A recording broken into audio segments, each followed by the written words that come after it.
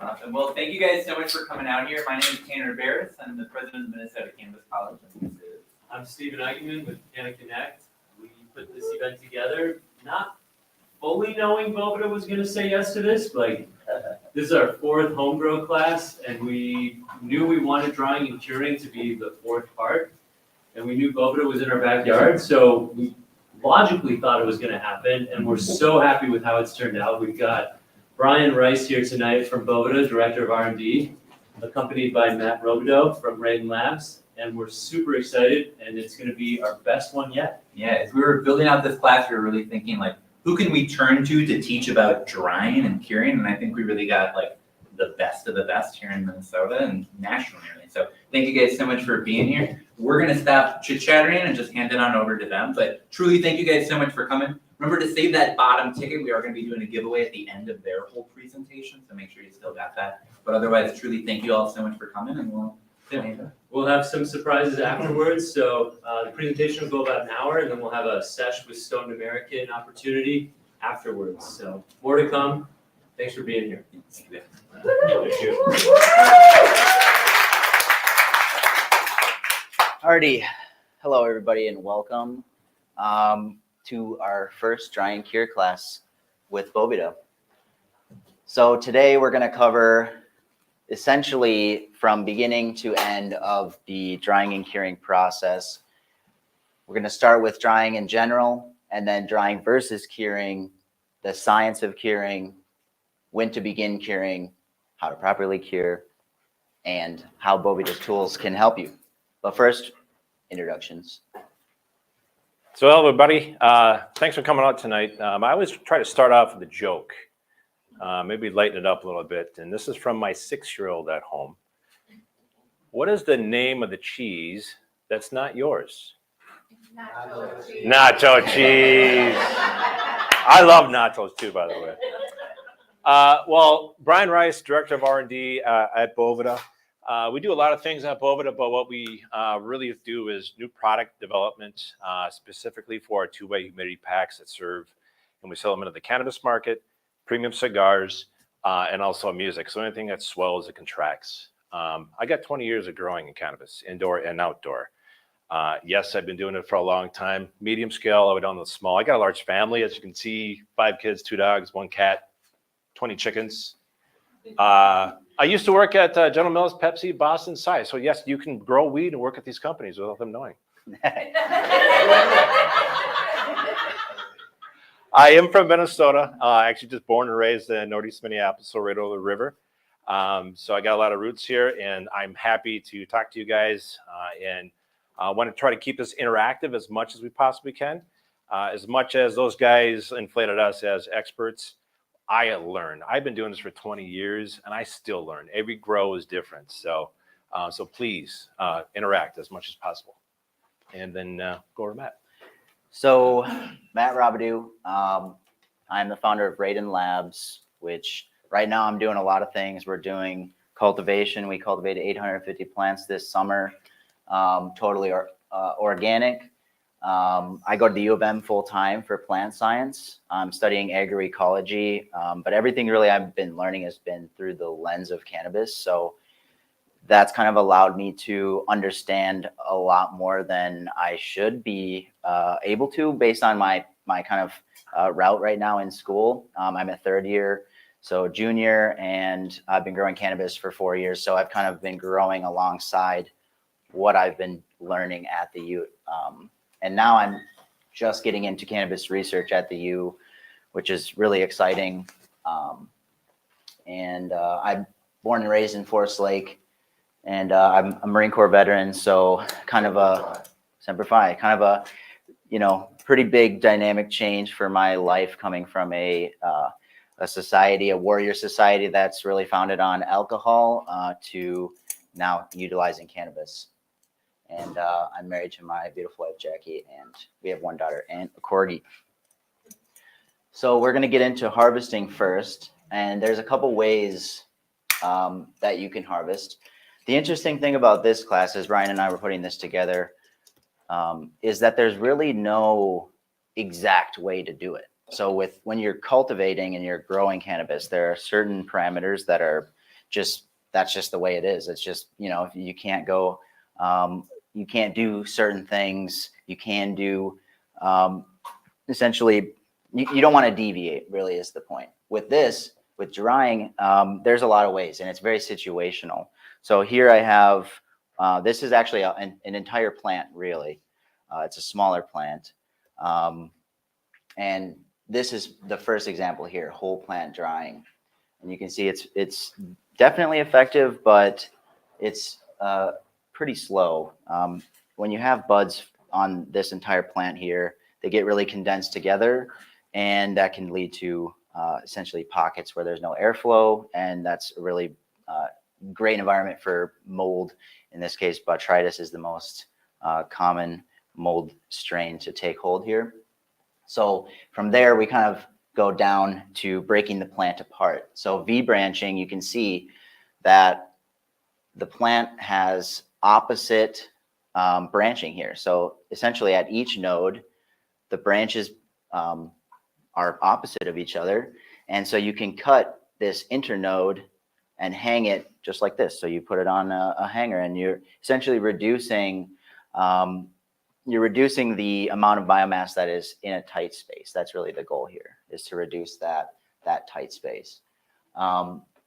You can also go even further down to individual branches. So if I cut this branch off right here, you can see that would be a much smaller, easier to dry piece compared to something like this, which this is from something I cut down last week, and this is one branch. So you can see the difference here. This is from my outdoor, this is indoor. This plant, you can see being one branch, this gets into where it gets confusing, is that an individual branch here is a lot smaller than an individual branch here. So realistically, it depends on what you guys are growing, how big your plants are, and that's where understanding essentially what you need to do to prevent the biggest enemy here, which is mold, from taking hold. That's kind of what we're trying to build today. So Matt, also with your V branching, it's your available space, right? Correct. So if you're not a commercial grower and you don't have a big room that's humidity controlled, and you're doing it in your closet or in a grow tent, maybe you don't have that much room. So you want to try to get it to a spot that's not bunched up to help dry quickly to prevent that mold. But also, it's all about space, airflow as well. Right. And one of the most common that I see that isn't really advised is essentially bucking, so removing the buds themselves. So you can see there are some flowers still on this plant, and a common way that some beginners will dry is to remove each bud and then place it on some sort of a grate and then dry each bud individually. But the problem with that is that you can get very rapid reduction in your humidity levels, which can over dry the outside while the interior remains saturated with water. And the issue with that is that you lose a lot of those terpenes, and it essentially delays your drying process. So if you did it too quickly, you'd put it into a jar, and then you can have some issues with that water is, slowly leaving the buds in this sealed environment, causing some issues. So the best method that I recommend is the V branching method, just because it gives the furthest distance away from the buds touching each other, and you reduce that stem, essentially the area of the stem. V branching is great for hanging on coat hangers too, I'd imagine. Exactly. Yes. V branching it's beautiful for hanging on coat hangers. And if you do it as methodically as I do, I essentially take the longest branches and the shortest branches, and I alternate. So I'll do the longest, so they'll hang down here, and then I'll do a short one. So you're once again creating that space so that you do not run into issues of the buds. You do not want the buds to be on top of each other. That's really the biggest thing that I cannot iterate enough here. So with your environment, it's pretty straightforward. And once you understand some of these numbers, it's really never going to change. It's just always a range, and each plant you do is going to be different. So 7 to 14 days, that's just the general window of what you want to try to aim for, depending on your environment. If you're drying at essentially the lower your RH, the quicker that you're going to dry your plant. And you're looking at about ambient temp 60 to 70. That's pretty much everybody's basement, I would imagine. That's what mine is, pretty much in that range. And then this is what the most important factor is, your RH. So if you drop below 58 or you go above 62, you're approaching two different problematic regions. 55 is really the range where if you go below 55%, you start to significantly lose a lot of the quality of the smoke. You're going to start seeing harsher smoke. It's just going to burn hotter. If you think about adding, anything with water molecules in it, paper towel, for example, if you try to light a paper towel on fire, that's moist or wet, it's not going to start on fire versus one that's dry. That's kind of the same with cannabis, but obviously it's still going to light on fire. It's just that one is going to burn a lot cooler than the other. And then your darkness here is really just to prevent light degradation of cannabinoids specifically.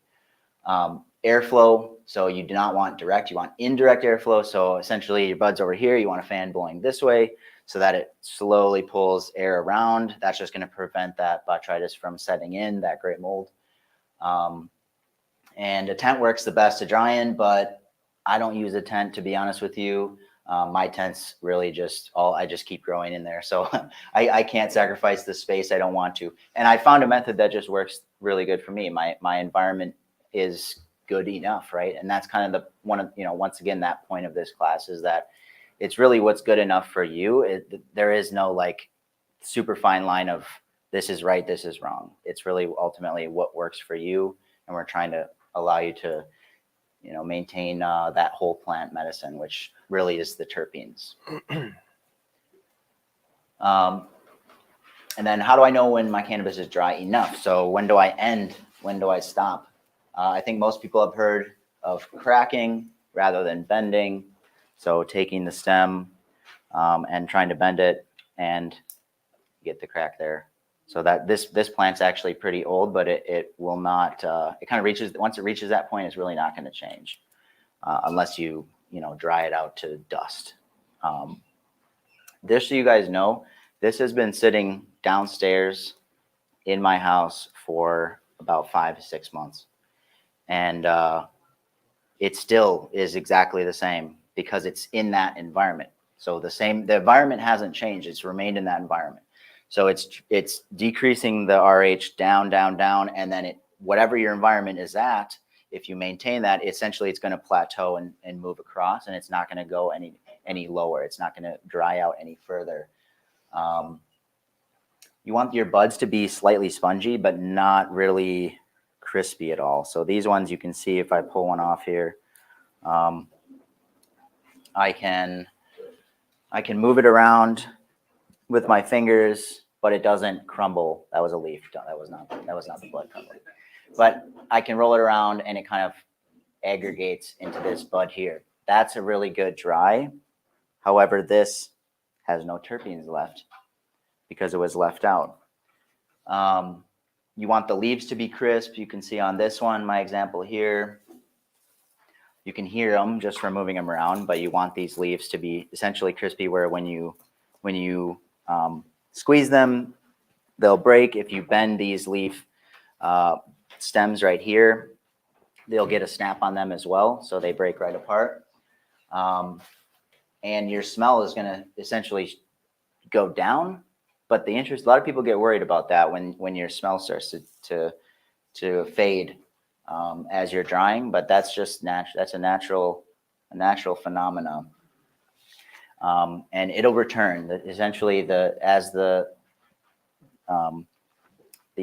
chlorophyll, sugars, cytoplasm, all that gunk in the cells starts to break down. That kind of starts to overpower the terpenes, and you'll also have a lot of those initial terpenes. I mean, they're going to be lost anyways. You're never going to be able to prevent loss of terpenes while drying unless you're like freeze drying and collecting them or something like that. Like they're always going to be leaving the plant. That's why you can smell them. because they're constantly leaving the plant. And just so you guys know, drying too fast is technically better than drying too slow, because if you dry too slow and your bud molds, you lose everything. If you dry too fast, you're definitely not going to get mold. You're just going to lose your quality.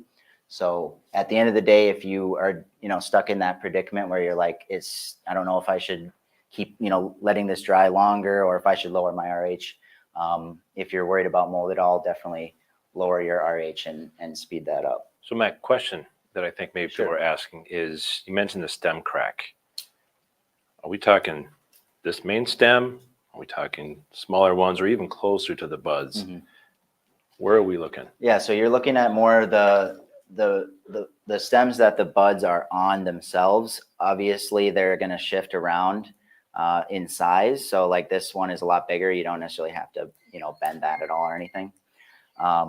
But I like to go off of essentially the buds themselves. You can kind of bend it back, and if it has that little snap, that's good. And ideally, you want to go off. See how this branch here is a lot thinner than this one. These are the axillary branches here. So you're going to want to bend these. If it's super big, like you're not going to get that same effect. However, as you can tell here, that the method of simply just bending your stems isn't like a fail-safe method, right? It's very subjective. Like your snap is different than my snap, right? So it's hard to nail that down to an exact science, which is why ultimately, if you maintain your ambient environment at those levels that are desirable, like we said, 58 to 62, you don't necessarily have to worry about that much. But every single time, every plant that you dry will be slightly different. Like you're going to have a slightly different experience with everything. And then here we have some different trials essentially. So top one here, 41 degrees Fahrenheit at 55 RH. That's the blue. That extends all the way down. So taking the longest, this one was pushed all the way to 19 days to get down to 10%. And essentially it's decreasing here. So we have the optimal range in green. If you go too fast, like we said, you're going to get uneven drying, but your terpene loss is your biggest essentially negative factor here. If you go too slow, you're increasing your risk for mold, but you can see that this window is a lot larger here.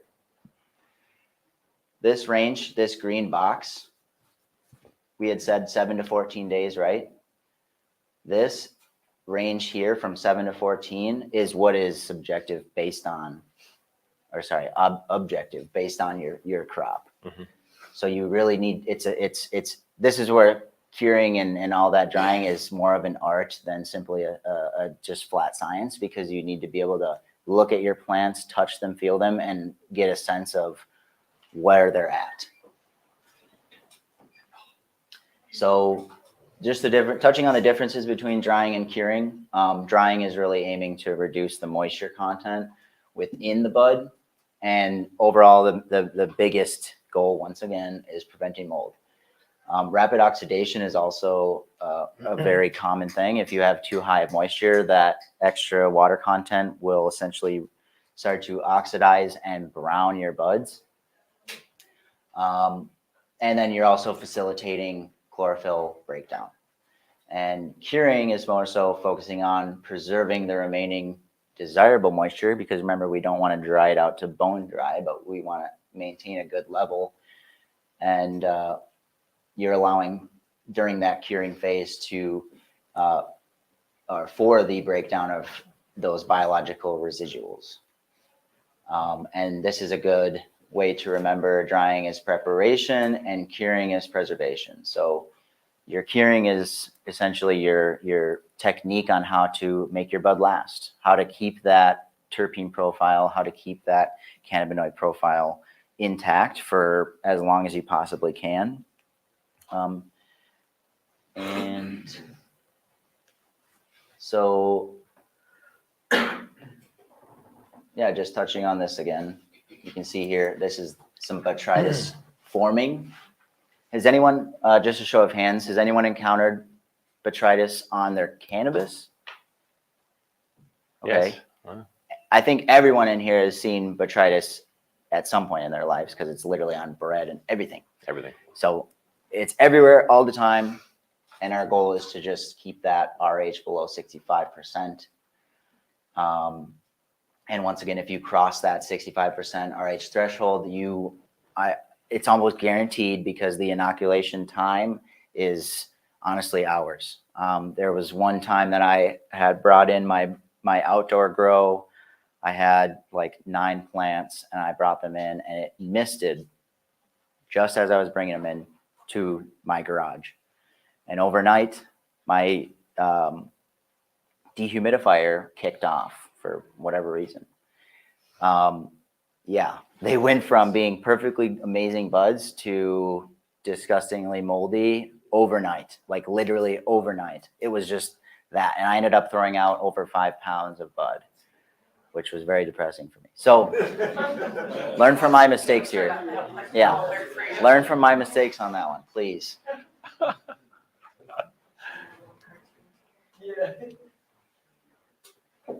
So the point of curing, essentially, properly dried and cured cannabis retains its weight. That's maybe less important for home growers, but more important for the industry side. Weight is a big factor. That's really how cannabis gets its value. Its value, at least the flower, is valued in weight. And so if you're losing that excess moisture, and it's essentially it's a factor that is very important on a large scale growing. And you're preserving your phytochemical profile, cooler smoke, as I mentioned, and improving your taste and smell. And of course, the entourage effect, that's probably the most important thing. I have bud here that, once again, was sitting out for 5 months. It doesn't look like it. Like, if you look at it, it looks decent. But I promise you, if you smoke it, like on a clean head, you will notice that it is very flat. It is a very boring experience relative to something that has a full profile. So this is probably the most important takeaway from this slide here. Curing is more than a step in cultivation. It is an art form. So remember, you're never going to develop a method that's just always going to work every single time. So here we have a graph going over essentially burping versus not burping, or I'm sure, who's familiar with burping? Okay. Wow, So good. Good, yeah. So burping is really just opening your container. It could be a jar, it could be a bag. And essentially you're opening it to allow excess gases to escape. That includes water.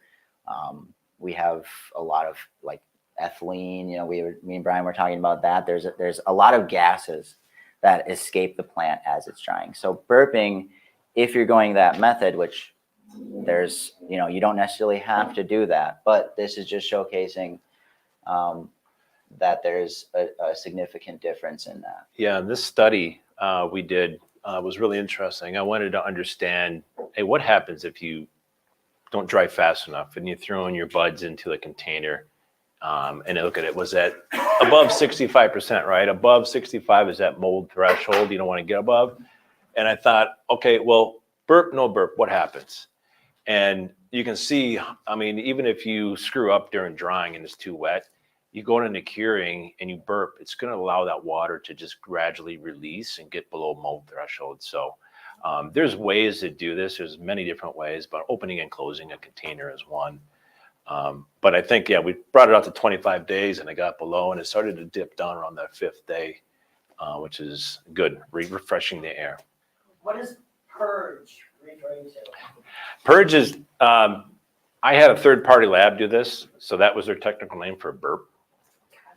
Yeah, it's just a chemistry term for Purge air. Yeah, letting off gases and stuff. Okay. Yeah. So same concept as opening a jar. Yeah. I have a quick question, probably more relevant to this slide before it, as a little cannabinoid nerd.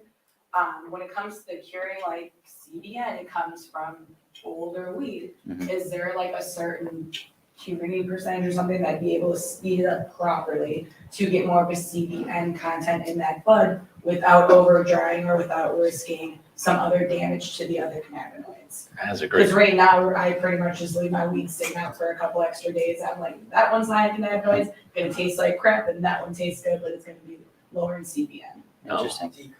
I guess do you have anything on it? I don't. But honestly, I have not. We've tested dry and wet weed, and I have not seen a difference in CBN and some of the cannabinoids. Well, I only came up with that because I was in Michigan the last few years, and the University of Michigan Neurology Department was doing a study on nerves, and I was working with them on that. And that was what they had found, was the older the weed, the higher content of CBN. Older, not drier. Yeah, and that's what I was trying to Right, figure out, right, word yeah. it that way here. Yeah. Yeah, okay, that's what I was Got it. trying to see here, how I could do that at home. Yeah. I think, older weed is going, I mean, the beauty of this plant is you cut it, you change it, and it wants to decompose and go back to Mother Earth, right? So it's constantly changing. I mean, I could test something and tell you exactly what's happening in cannabinoids from day one. A year from now, things have changed dramatically. And especially CBG is going to get you nice and sleepy. But yeah, so this was just a study that we did, just looking at the purge, burp, no burp. Yes. One of the questions, when it does start a little high like that after you're dry and you want to let a little bit more moisture out quicker in those first couple of days, is there any recommendations rather than just kind of spreading it out for a little while and letting it dry a little bit more? If it's like, say it's in 68, 69, or almost in that dangerous threshold? Yeah. Honestly, some of the methods I've taken is move them around to different areas of the house. Some people in a pinch will take, if you don't have a desiccant, white rice, throw that in a bag. We keep saying this mold. I mean, you put so much effort and time and energy into growing. You gotta know that mold could happen quick, and you don't want to throw away 5 pounds. So you got to get creative. A brown paper bag sometimes near your heat register. We live in Minnesota. I harvest outdoors, and this is, my heat's kicking on. So if I need to, last couple of weeks we had a bunch of rain. I had to hang drying in the garage. My humidity was going up. I was like, oh shit, my hair. I pulled my hair out if I had some, but I figured it out. So. I guess I had one follow up to your question, then we'll move on to the next ones. So essentially, if you were saying if you want to rapidly increase that, like if you're at that threshold where you're in danger and you want to, yeah. So I was gonna say that's where the Boveda packs are really good because they're, they breathe out, but they also breathe in, so they'll absorb that excess moisture. So having some of those in there would definitely help out with that. Yeah, if you chop the buds. I'm sorry, I thought it was already on your stock. Yeah. Just like spread them out for an hour or two and let them dry a tiny bit at a time. There's a unique thing that the Boveda packs do, and I have some slides on that. It'll help you understand what it does. Yeah, we'll use that. Yes. Okay, so what are we talking about here? Yeah, so what happens during the purge? There's many things that are happening, but we already talked about one, removal of water content, looking at those drying rates, how fast, how slow you're going. But if you dry too fast, you're going to have those buds on the outside are going to be crunchy, but deep on the inside of that bud structure, there's water that needs to remove out. So curing is the process of allowing that to gradually move out. So you've got a uniform moisture content, or I would say throughout the center of the bud to the exterior. We talked about the gas compounds, those purging, burping. Fresh cut grass, you'll smell that, right? You're letting that escape, because if you don't, it's like putting a chopped oven or a chopped onion in your refrigerator. Everything's going to smell like an onion, right? If you don't get rid of that, it's going to stay in your bud, especially those sticky trichomes. Terpene profiles are going to change dramatically.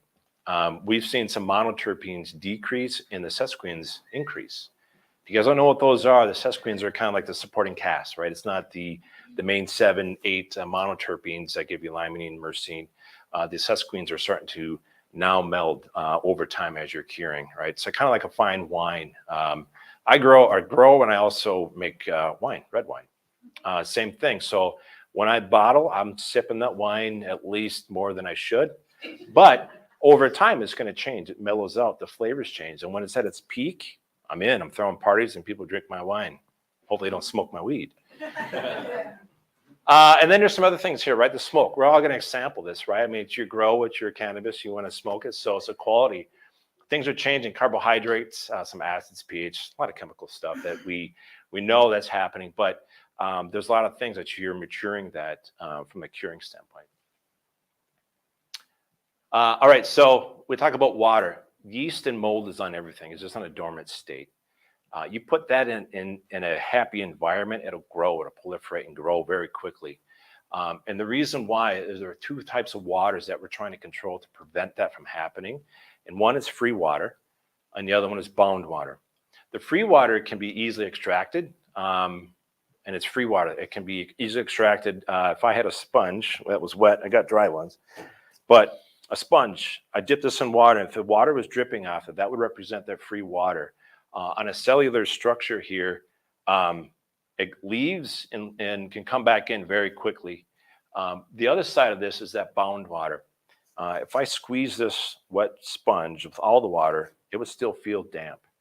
That's bound water. Water you can't get out without using heat, a desiccation area, or pressing, mechanical pressing, right? That's that water that we're talking about when you're curing. You're allowing that bound water to come out. Drying, free water is gone. We're eliminating mold. Bound water is curing. Allow it to just kind of gradually come out and get a good smoke. If you combine those two together, free water, bound water, you get the total moisture content. So if you are a grower or a company that you send your sample in, they're going to come back and give you a % of water by total weight. That's essentially just drying the weed down and letting you know, hey, that 1 gram, 0.8 of that gram is water. That's the combination of those two. It's just a quantitative amount. So I have something to touch on that. So really we're talking about cohesion and adhesion. I'm sure most of us have heard that before. And water is really good at adhering to things. So if you, just like with the sponge example, if you dump out a can or a drink, there's going to be water clinging to the walls still within that container. That's the same concept that we're dealing with here, where that bound water is adhering to the structures within the biomass, rather than the free water is able to just flow out, and that adhered water takes longer to remove. And that's really where the drying comes in, and the curing is to Kind of like drying the dish. exactly. You want to balance everything out, and it takes time. exactly. Like kiln dried, that would be removal of all water, right? Kiln dried wood. Yes. Is the free water what you're trying to preserve by freezing it right away when you're going to use squishes later and stuff like that? Or? No, actually, that's just to essentially lock in all those molecules within the trichome, so that heat. If you know anything about chemistry, heat is directly correlated with essentially molecular movement. So increase in heat, you get more movement. Decrease in heat, you get less movement. And so the goal is to reduce the movement of those volatile compounds, which in this case are mostly terpenes that are going to be flying off. And so, that's more on the terpene preservation side. So we touched on this, but knowing how much free water is critical when you're drying and curing. Maybe you might be asking yourself, like, okay, how do I know? How do I know how much free water is? Quite honestly, you know what? Keeping it below 65 is amazing. You have to do this. But reality, guys, if you've got a glass jar and a really cheap hygrometer, I think this thing might be $3, $4. You take your weed and you put it in a glass jar, put a hygrometer in there, whatever this is reading. So if this is at 54% in this room, if I put it in that jar, it'll tell you that free water, right, of your bud. You got to let it sit for maybe about, a day, but it'll tell you whether or not it's safe and ready to go on below 65. Just make sure it's calibrated. And we sell calibration kits too. So, yeah. Just had a question on that. Have you guys ever thought about utilizing moisture meters before you jar your buds? So where you can put the moisture meter in, you get in the water percentage content that's in the bud. Mm-hmm. I heard like you below 13% safe to jar and start curing. Yeah. I don't know if you guys ever heard about that, like the water percentage in the buds. Yes, that actually what I was talking about here.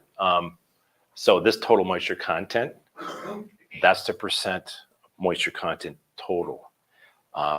Free water is a combination of that. And the free water is, when you look at, say, you could be at 13% moisture content or 12% moisture content, and somebody says, yeah, you're free. I'm sorry, that's free from mold and growth. Reality is you should be looking at free water. Free water is how can I explain it? I would say measuring moisture content is looking at the nearest centimeter. Free water is looking at the nearest millimeter. You're starting to understand the energy that the plant has that it can give off to grow mold. So if there's any recommendation, it's a good guidance, moisture Yeah, I know it's content. like around 10 days dry. I'll check it with a meter, and that's when I'm getting like 10%, 30% moisture. Mhm. And then when I dried that, I know it is perfect here. Yeah, that's a good way to do it, Yeah. honestly. I mean, Yeah. another way to do it just Seven to, snap tests is what. yeah, Yeah. and to break it, essentially what we do in the plant science world is like, to evaluate that is essentially put it in an oven and you rapidly, evaporate away any of that bound water by essentially heating it up so it leaves that material. And so you can take a mass measurement before and then a measurement after, and you can essentially, the mass difference is the water that escaped. So that's another way to do it. But essentially, yeah, I think that's a great way. And once again, that highlights the idea that there's so many ways to do this. So yeah, moisture meter, that's a good I just hack. knew like that's where I would struggle with the most. Like when I put it in the jar, I noticed it would bump up past 65. 66. Yeah. I was like, how do I get it in that sweet range? Right. And that's when I noticed the moisture. It Yeah. helped me dial it in a little Yeah. closer. But Good. Is it a prong? yeah, the Two-prong? two-prong one, and you just stick it in the bud. Yeah. Hold it in. Might squeeze a little bit just so it gets accurate reading. But Mhm. yeah, around day 10, 11, it's like 10%, 13%. That's good. It's directional, right? It knows It's that, been consistent. yeah, if you measure from day 0 or time 0 versus that day and you're seeing a decline, you're going down the right path for sure. Yeah. I keep saying this, make sure it stays below 65, but honestly, never exceed 62. If you have a hygrometer, like the one I just showed you, it is inexpensive, but it's got a tolerance like ±3. So they're inaccurate. Even the most great hygrometers out there are pretty crappy. So if you have one, never get it above 62. You just don't ever want to touch 65. Yes, and the curing process is allowing that bound water to move, from the inside to the outside surface of the bud, right? You're maturing it, letting it gradually come out. And for uniform saturation, some people like to say this is like sweating your buds. I've done this before working at Boveda, and I started to have all this money and I can start testing weed. It was pretty cool. But I was doing this. I was doing it in a paper bag, was hanging it in my basement, and just doing anything I could because I did get in that situation of mold and I had no idea what's going on. So I just never wanted that to happen again. So I erred on the high side and got it probably too dry in some of these instances. So next is how do I know when it's done? Right? Curing my weed. Quite honestly, it could be 2 weeks, 2 months, or even longer. I've seen some go to 6 months, to be honest with you, because not all buds are created equal, right? You might have the same strain, great genetics. You got a mother plant, you're taking clones, and everything's going to be the same.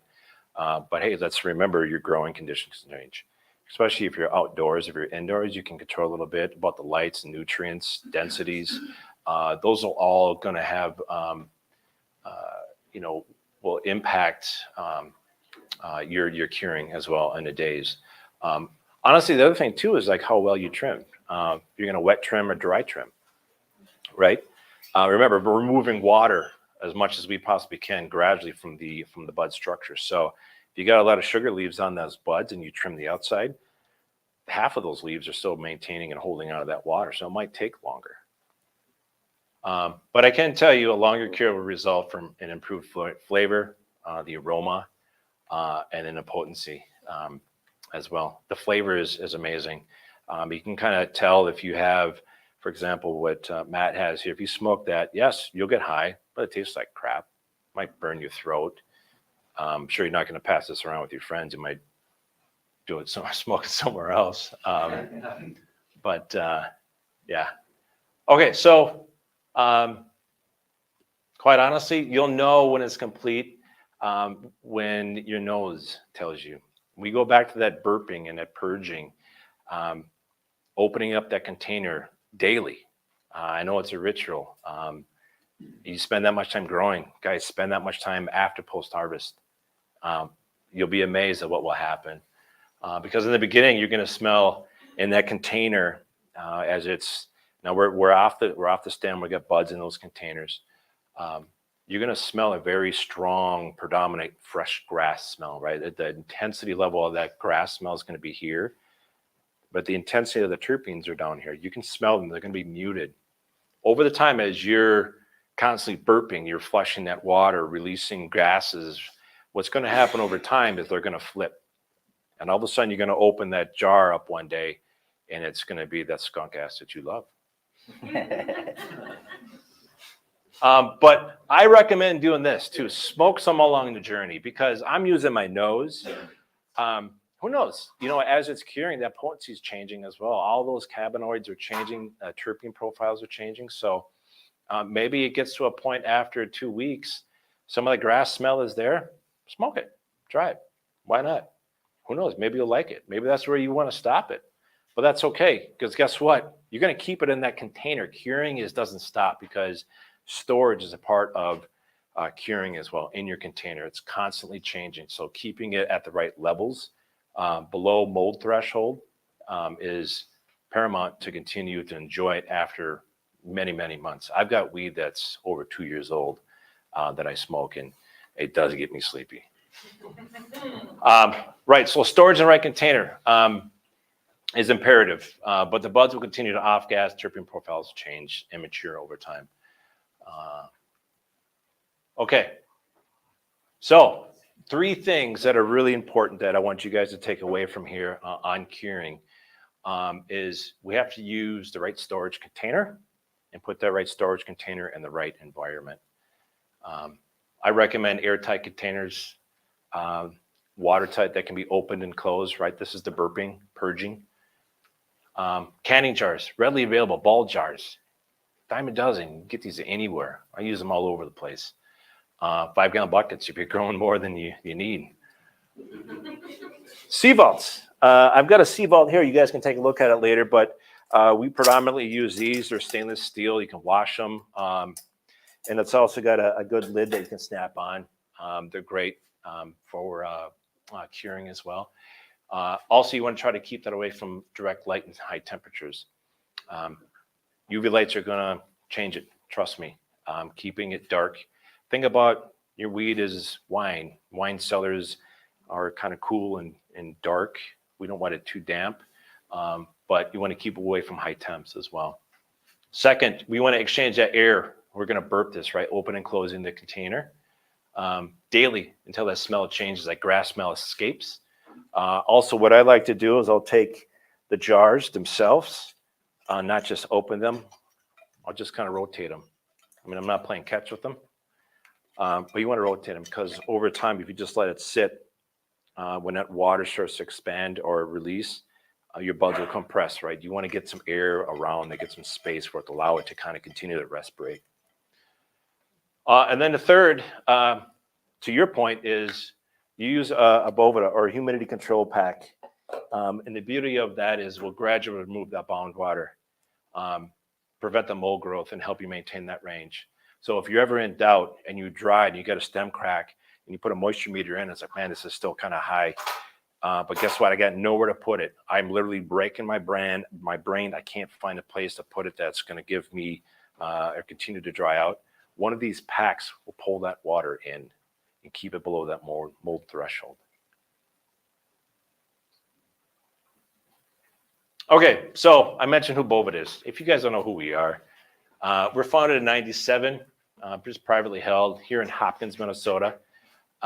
We built and defined the two-way humidity control category. These are our flagship packs right here. The 62 is a percent that is perfect for cannabis. We sell them into premium cigars, music, and cannabis. So anything that swells, contracts with humidity, we can control that. Very easy. These packs as a craft paper, all food grade, can touch food, can touch. We sell these to the pharmaceutical market, medical. Yes, you can come direct contact with your weed, no issues. And quite honestly, we use salt and water in here. Very simple, food grade salts. We use food grade salts blended with water, reverse osmosis water, to create our formulas. 13 different salts, and we have 10 different commercial formulas ranging from 32% all the way up to 84. So if you don't smoke weed and smoke cigars, find me. We'll talk. We got products for you. If you play a music instrument, violins or guitars, help swelling and contracting. Keep your guitar in tune as well. Okay, so the reason I want to touch on this goes back to what you guys were talking about, what that two-way humidity control that these Boveda packs help and do. What it does, it removes water vapor and adds water vapor into a container. And it does it very quickly, and it brings the environment in that container to equilibrium. So if you don't know equilibrium, I'll talk about this, but think about like this. It's like if I have a 62% pack, and I put this in a container, it's going to act like your thermostat at home. If you put your thermostat at 70 degrees, either your heat is going to kick on to heat it up, or your AC is going to kick on and cool it down, right? There's two ways going, right? What it's not a desiccant, right? So desiccant's always going to try to get dry environment, pull water in, and it's not a humidifier or humectant wants to try to create really high RH, humidity within that container. For example, like a wet paper towel, orange peel tortilla. I use these things for my weed. Bad. Orange peels do pretty good though. But they will mold. They will get your weed above that 65%, and you will be sorely mistaken. Okay, so equilibrium. I got two containers here, and this is really interesting. So if I got one container that's at 35% relative humidity, and I drop a Boveda pack in, the 62% is going to bring that air to 62%. Okay. On the upper right-hand corner, I've got now in that container, the weed is at 45. The air in that container with that weed is at 45. If I drop a 62 in there, it'll bring the weed, the air, everything to 62. It's going to release water into that container. It's going to get absorbed by the bud, and then the air, everything's going to be at 62. That's equilibrium. On the flip side, it removes water. Again, if we have 65% down here, which we don't want to be, we're at what your guys are talking about, higher. I had a Boveda pack in, it's going to pull that water out and bring everything down to 62. And it happens very fast. I've seen some weed that, and I've all around the U.S., individuals come to me and they thank me. They come shake my hand and say, man, your packs do wonders for my cannabis. You saved my weed. I'm like, really? How? Like, because it was bone dry. And guess what? I threw a Boveda pack in, and now it's squishy. The smell came back, and you're like, how does that happen? It's just humidity control. So that's kind of how it explains that two-way control and how well it can work for your cannabis. All right, so there are three things that we think about and why humidity control for your cannabis during the curing and that storage is important, is we think about what can evaporate. First thing that's the most important is your nose, right? Terpenes. Terpenes are what tell you, the smell of the cannabis. First thing you're going to do is see it, but then smell it, then squish it. Terpenes, the majority of those reside in those trichomes, right? So we want to maintain good trichome health. The second, Matt touched on this, right? Moisture and weight. Cannabis is still sold by the weight, and so is water. Water is weight. If you're ever going to sell your weed, remember, if it's too dry, you've just lost weight, you've lost revenue, right? And then also cannabis quality, right? This is your mold. You want to prevent it from being over dry. And also the good thing, main thing here is maintain that safe cannabis, fresh, keep it fresh. All right. Yeah. When you talk about safety, are you thinking as against mold, or are there other safety concerns? Primarily mold. We didn't, this is a very high level 101, but we can We might be able to have another one where it digs down deeper. When I talk about mold threshold, on a scale, you could plot a lot of different microbials, all the way up to salmonella. Salmonella can't grow if it's dry, but if you put it in the right environment. So we're just talking about that minimum visible mold, Botrytis. Some powdery mildews can grow as well. So Yeah, there is the possibility for mycotoxins as well, which can occur in traditional farming, like in grains. If you store your grains to high RH, you're at the risk of getting those mycotoxins. And if you try to sell that, you'll have to basically throw away everything because it can be very dangerous for health. So I'm not too sure on the, on like use cases for that and when you should be worried. But it's still a possibility if you were to essentially consume pretty gross looking bud. So that's just another reason not to do it. I do recall having, reading an article, not too many people have passed away, but there was one individual that I think went through chemo, had a compromised health, and smoked and ingested some moldy cannabis, went into the lungs, and then it progressed from there. So, that's one thing that is, you think about like, okay, you could still smoke it, but yeah, it's not like an instant. I mean, as long as it's just Petritis, it's not going to instantly kill you, or it won't have any, like intense effects as long as it doesn't, set hold in your lungs, but it's still a possibility. And most people aren't willing to take that risk. So, right. Yeah. I like these pictures you put on here. These are cool. Yeah. So I'm kind of a trichome guy by trade. I really focused on that throughout my studies. I've written several papers on trichomes and morphology, anatomy, morphogenesis, essentially how trichomes come to be and how they produce their cannabinoids, terpenes, all the phytochemical compounds. And so this is kind of my area of expertise here. And essentially here, this is just an overview of trichome anatomy and how fragile they can be. So you're looking at something that is, these are individual cells. Let me explain that to you again. These are individual cells. This is how tiny these trichomes actually are. And the cool thing about different types of trichomes, you have sessile in here in red, and blue is stalked. So capitate sessile, capitate stalked. Those are the two most desirable trichome variants. There's also a third most common that is bulbous. And those are very, very small, even smaller than here. And the cool thing is they fluoresce in different colors. So when you evaluate trichome density, you can actually look at how they fluoresce and understand what essentially ratio there are of stalked to sessile. And sessile have actually 8 of these basal cells here.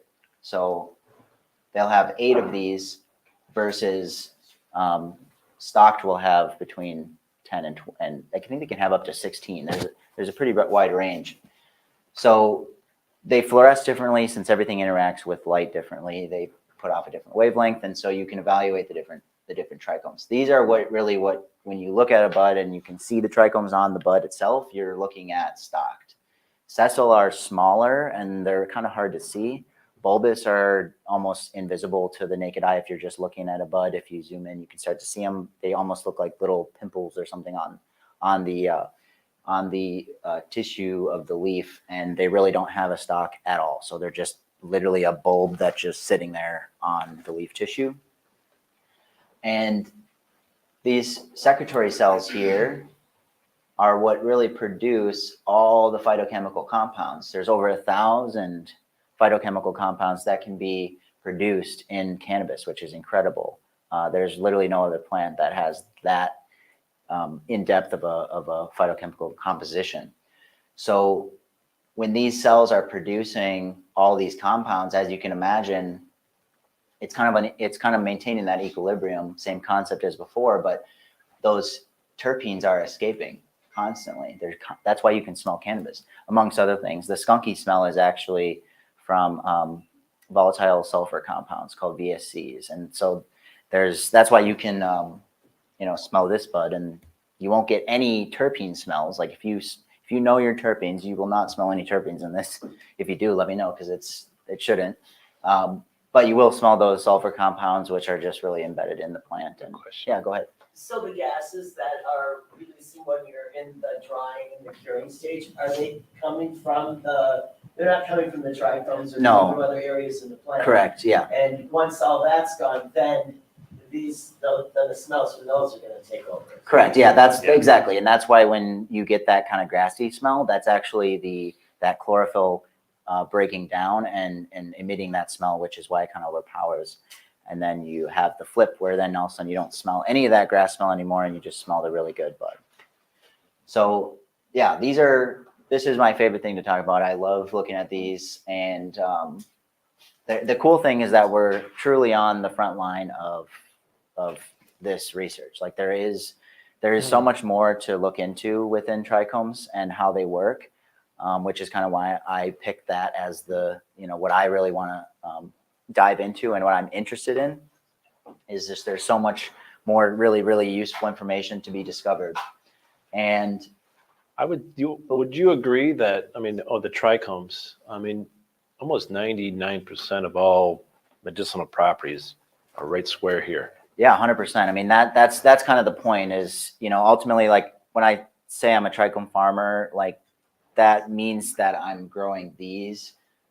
I don't care if your bud is denser than mine. That doesn't matter. Like at the end of the day, what we learned from the legacy market through who knows, whoever set those precedents of, I like to describe it as somebody somewhere vacuum packed bud and then told people that vacuum packed bud was the best bud, which doesn't make sense because it vacuum packs when you get compaction, which breaks open these very, very fragile trichome heads.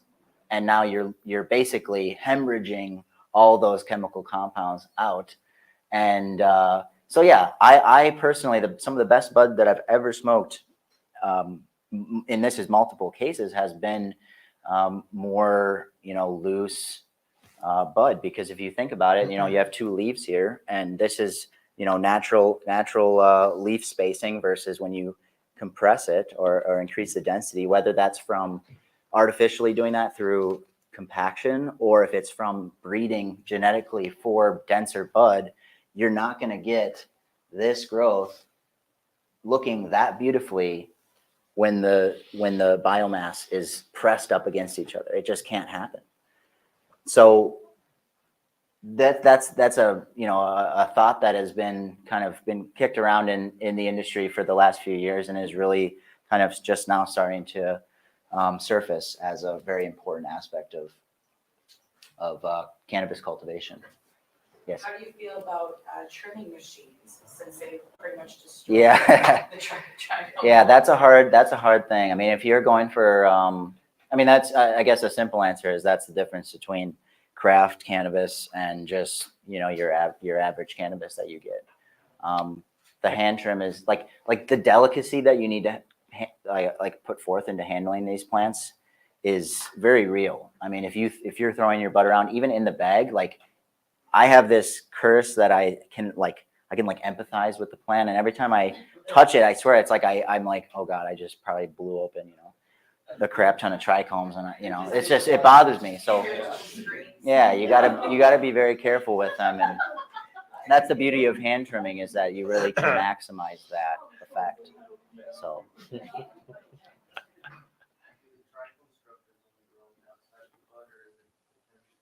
it technically is within, but it's just not going to be as prominent. So if you pop open one of those really dense like rock buds, like you can see them in there, but they just do not have enough space. As you can see here, look at this, is all space.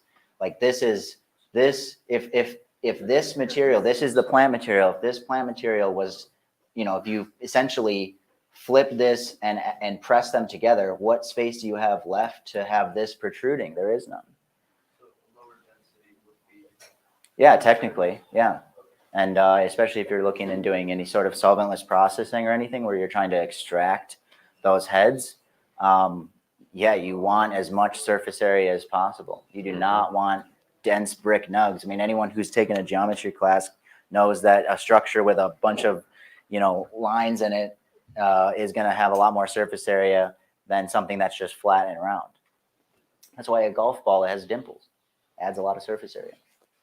So the point of these, what we're going to showcase here, is essentially the transition of the trichomes and how they age. So this is right at harvest. If you go home and you cut your plant down, and if you could zoom in on it, it's going to look like this. You can see how they're glistening. That's from that terpene. Terpenes are very shiny. If you've ever seen them, they have a very glistening look to them. So you can see how there's constant evaporation going on. All of the stalks are swollen. Here you can see this right here is a bulbous trichome. This right here is a stalked trichome. This right here is a sessile. So you can see the three different ones. This one has a very tiny stalk there. This one has nothing.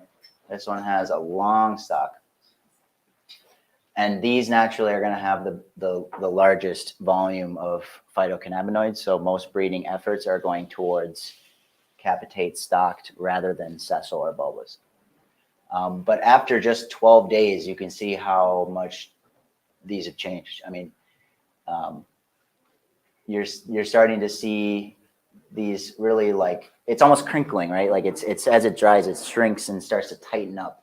And that's true for not only the stalk, which makes them more fragile, which means if you have dry bud, that's why if you ever held it up to a light and you flick it, it snows trichomes, like they just fly off. And this is an extreme example, right? This isn't showing you when the humidity is controlled. These are dry buds in a desiccated chamber, just showing you how it and what it looks like over time. Right. And then after a month, they're looking pretty sad.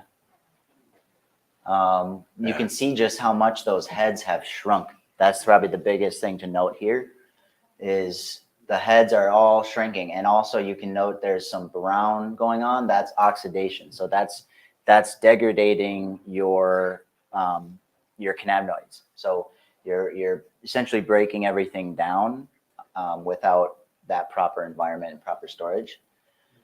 And 2 months, it's That's dry ass weed there. Yeah, it's pretty bad. This is pretty much what this should look like. Like the 6 months, like it's completely gone, and it's pretty much at that point. I mean, you're talking beef jerky. Like it's gonna be dry and there's really not much left to it.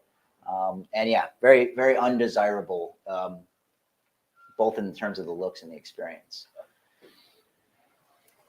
So if that was an extreme case of evaporation, when you have trichomes in just in a bad environment, right?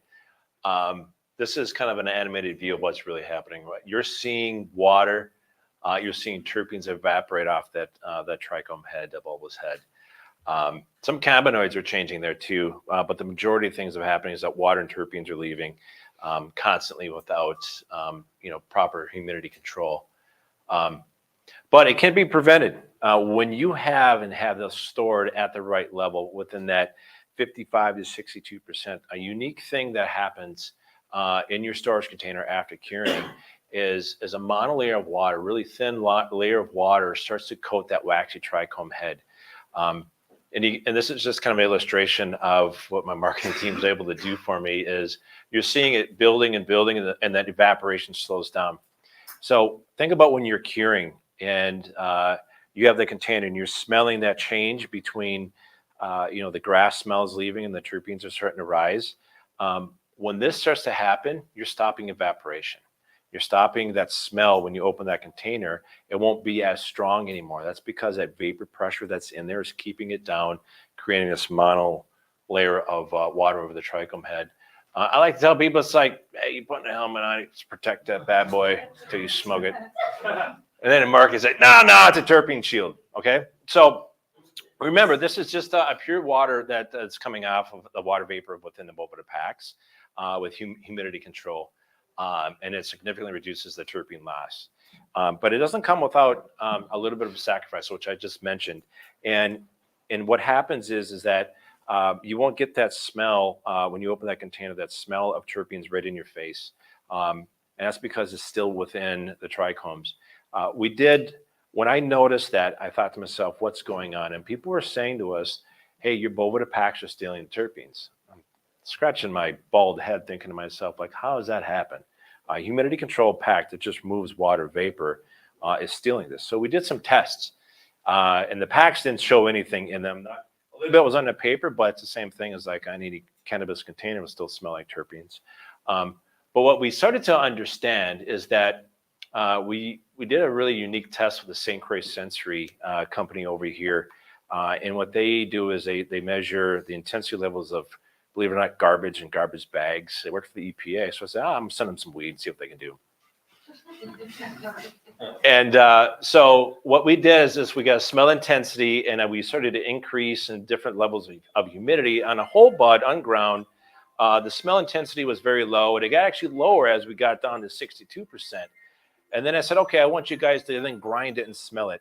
And what happened was really unique. This ground bud had almost a 20 times more smell increase the higher we got on the relative humidity. So the more moisture in there. So I was like, wow, that's interesting. And I thought to myself, wait a minute. It's very similar to like an orange, right? Kind of smells like an orange. But man, if I start to really dig into this, wow. Okay, now my fingers will smell like an orange for the rest of the night. So it's a very similar process that's happening, right? If I kept this in a really good storage container, all the terpenes that are actually in this orange are there until I'm ready to use it. So it's just a kind of a natural package that's being developed here. Just a quick one. I wanted you guys to just see kind of all the studies we've done across the U.S., 150 samples. We went to a lot of different dispensaries to figure out how bad evaporation is around the U.S. and in Canada. That's that monolayer range, right? That 55 to 65. A lot of them down there, that's that mold threshold. 80% of these are below 55. 85.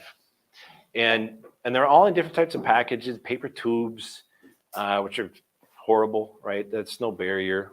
Some were in glass jars, still didn't have. So you got to think about this as an example of, these are large companies, large LPs who are doing this.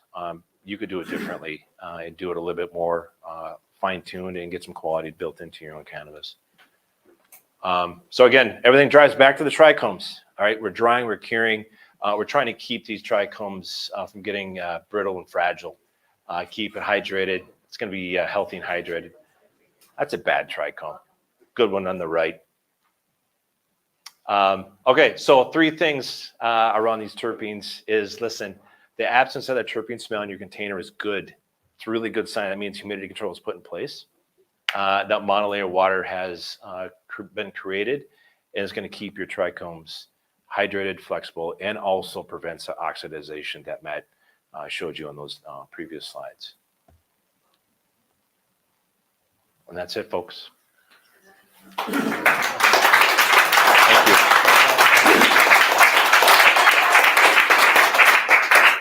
Questions? Yes. Okay, I have a total newbie question. When I'm trying to figure out where to dry, and how to do that, I need to keep it within a certain humidity range, but how do I know that humidity range? What is the thing that I need to buy? Hygrometer. A hygrometer, that same thing? Okay. Yep. Yep. Yeah, hygrometer. Sometimes your thermostats in your house. Are we out of time, guys? We got about a couple more minutes for questions. Good. Okay. For the clapping, they didn't want to miss. Oh, definitely a hygrometer. Sometimes your thermostat at home has built-in hygrometer to tell you that it's what's in your house. But these are pretty inexpensive. You could purchase as well. You can dry with you can get like an inkbird, hook that up to a fan or a carbon filter fan and extract, excess moisture out. You're talking from experience. I like that, an inkbird. Yeah. That's awesome. Automated, right? $40, just like that, you set the humidity, then you just put on a fan, preferably try carbon filter fan, and then that sucks air out and then turns off after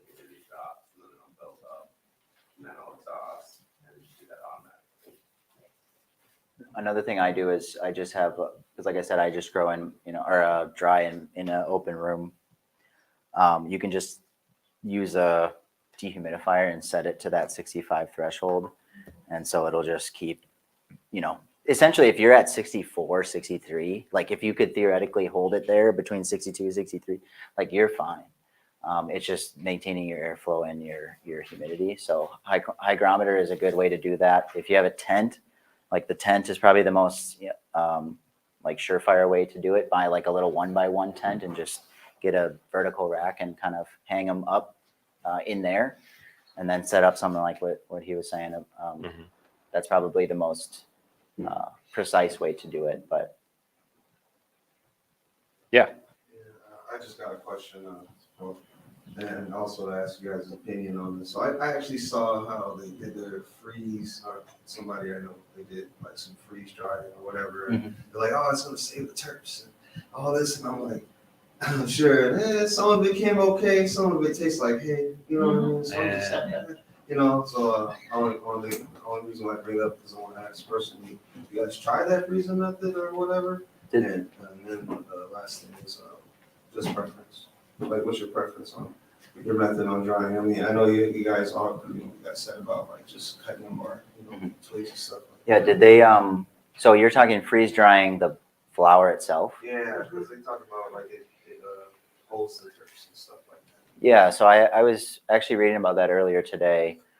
I think that the hay smell would have come from essentially not drying properly prior to that. So if you freeze it, remember, when you freeze anything, you're stopping all, or not necessarily stopping, but slowing biological processes dramatically to the point where they don't really change. So you might have skipped past that chlorophyll degradation phase, and so what you ended up smoking was still had a bunch of chlorophyll. It might have retained the terpenes as well, but you're kind of skipping that initial phase. So I have never really done the freeze drying method for flower itself. Still got to cure. I offer freeze dry. Right. So I've been freeze drying for Yeah. 4 years, yeah. How's What'd you that? think? Yeah. What is that? Want to speak about that a little bit? Yeah, we offer both traditional flower and freeze cured flower. What have you noticed between the two? Well, I mean, it took a while to figure out the freeze curing, but to answer your question, it's actually similar to drying in the sense that like you can over dry it. Right. And if you over dry it, the problem with that is that a lot of that moisture that was originally in the bud, if you can keep that original moisture, that carries a lot of those water soluble terpenes. And so that carries a lot of your smell in addition to the trichome. So once you lose those, they never come back to rehydrate them because they weren't the original, high terpene waters in there. So there's you have to period to start there. drying. You have to control the rate of Bless you. Right. the freeze drying process, so that doesn't go too quickly like you would with hang drying, where it Yeah. dries the outside too much and then the inside's too moist.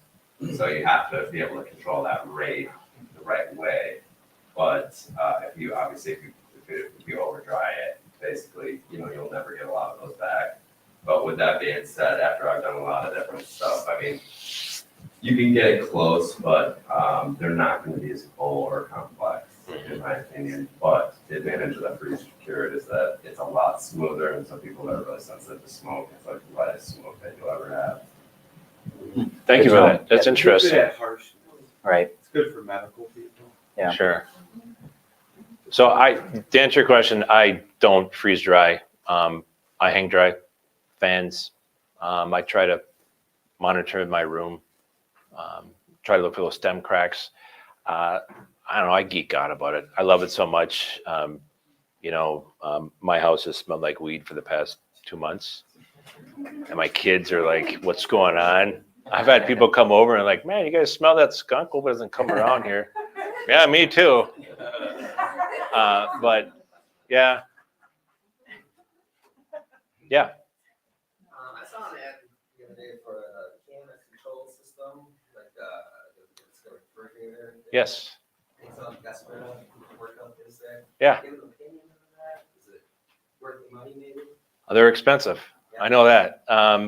But it primarily does the same thing that drying. It's you're controlling temperature, you're controlling the humidity, so it's a gradual cure and dry.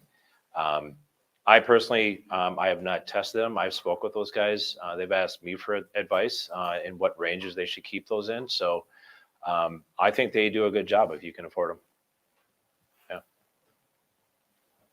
Do you really put a lot of stock into looking for amber trichomes at all and letting them oxidize a little bit before you harvest, or do you not really? You just try to get where they're all cloudy, or someone waited and it's like. I actually have a perfect answer for that. Yeah, So go ahead.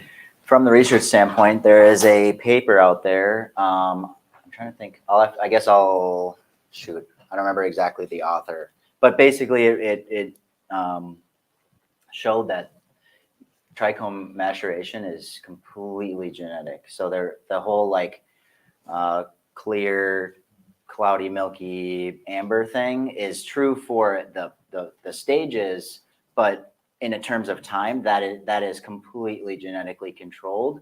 So it's genetically dependent. So your cultivar that you said it seemed like it just skips like one. 2 weeks past what the breeder was saying was like And high end, it still has amber and all. Yeah, so like some will stay in that earlier range of clear and milky. Some will skip over cloudy and go straight to amber. Some will completely not even touch amber. It's incredible. So there's documented evidence of that, and there's graphs that show it beautifully on how different they can be.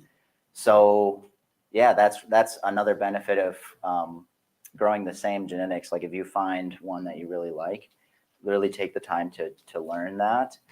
If you really want to push for like the most premium bud you can, that's kind of the best way to do it, is to really learn how those genetics grow from the environment to how they mature, so that you can better pull them when is best for you. Have they proven that the oxidation actually has a different sound effect then?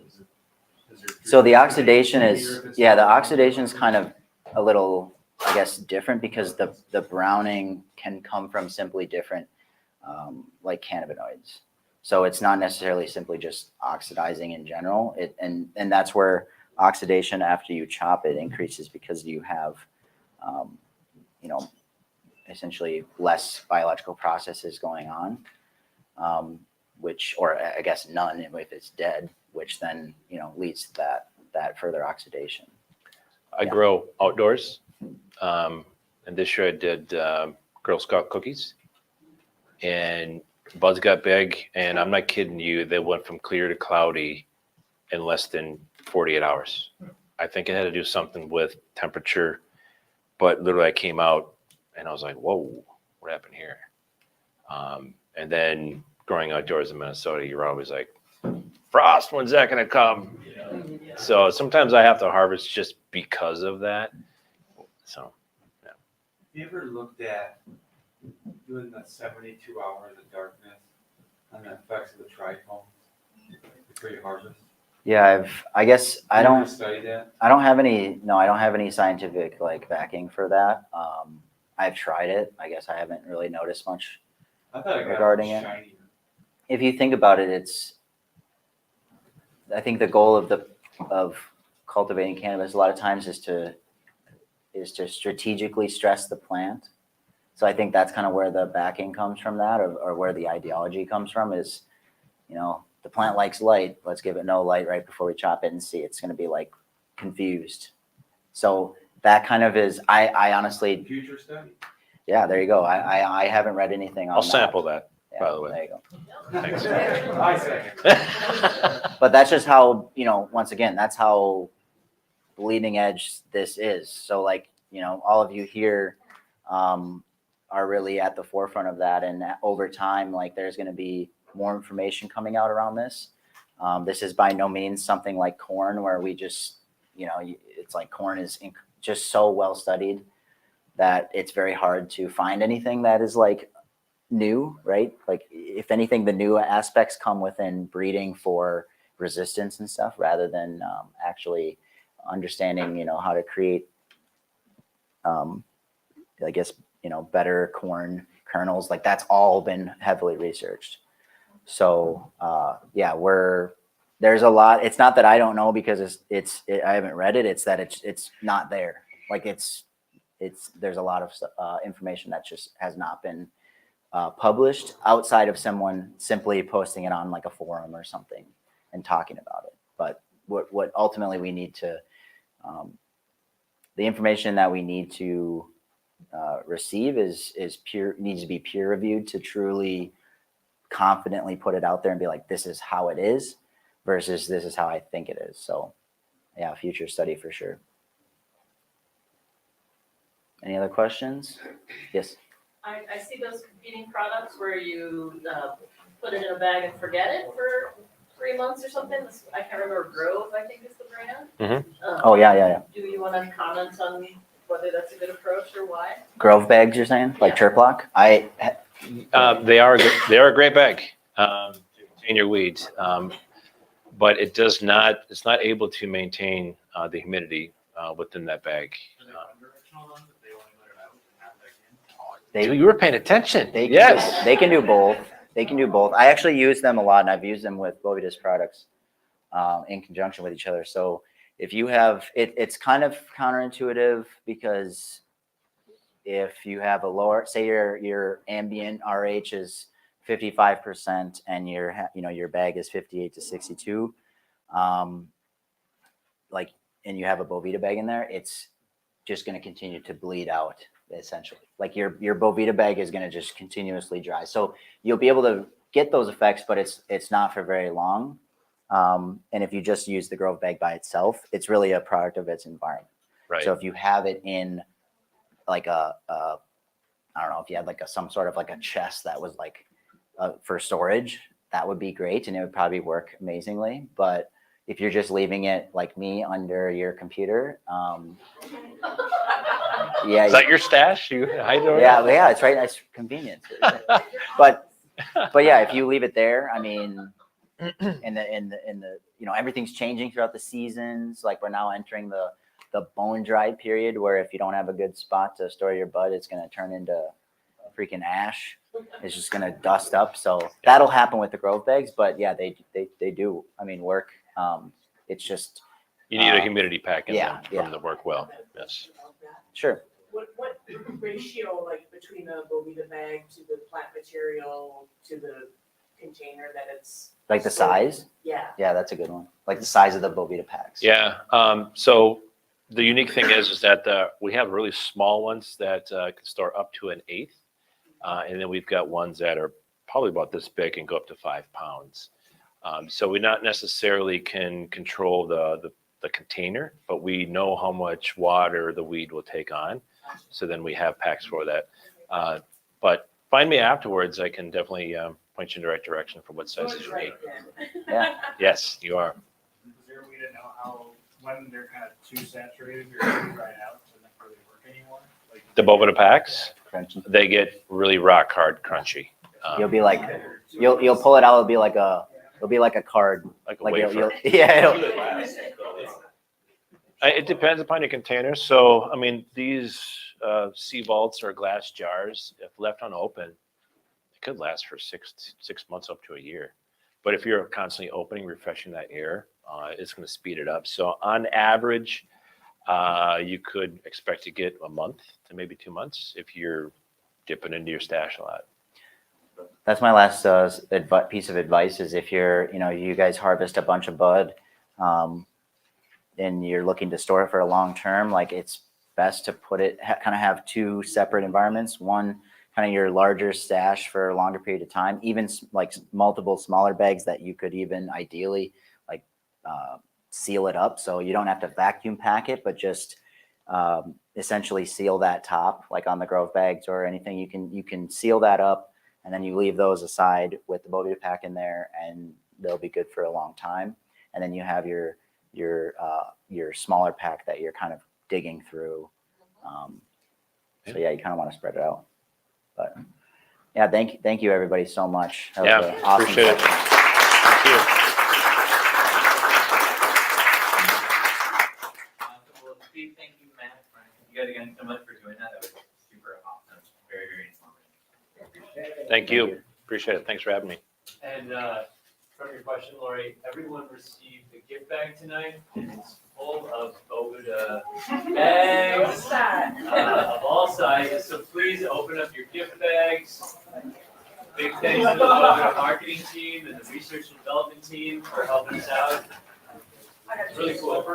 So, yeah, the slippers, we had extra, so everybody gets a pair of slippers tonight.